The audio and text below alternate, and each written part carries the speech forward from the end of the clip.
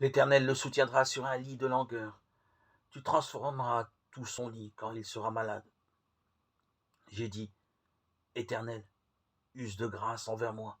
Guéris mon âme. Psaume 41, 3, 4. Difficile de parler de la maladie lorsque la souffrance physique est là, lorsque les forces diminuent, quand le médecin a du mal à rassurer, quand on aimerait ne plus souffrir, qu'on voudrait guérir, reprendre ses activités, profiter de ses proches, quand on subit même les propos de visiteurs maladroits pour exprimer leur sympathie. Ceux qui sont malades peuvent trouver dans la Bible des expressions ou des récits qui correspondent à ce qu'ils vivent, à leur appréhension. Dieu aura alors une parole pour leur donner du courage, les consoler. Il ne guérira pas forcément bien qu'il puisse le faire.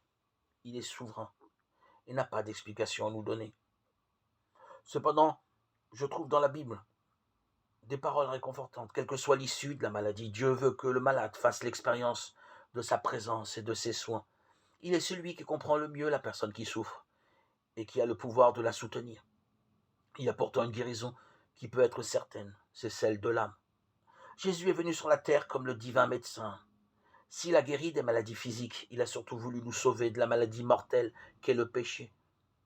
C'est d'abord cette guérison qu'il faut désirer, parce que nous en avons tous besoin et qu'elle est assurée à tous ceux qui la lui demandent.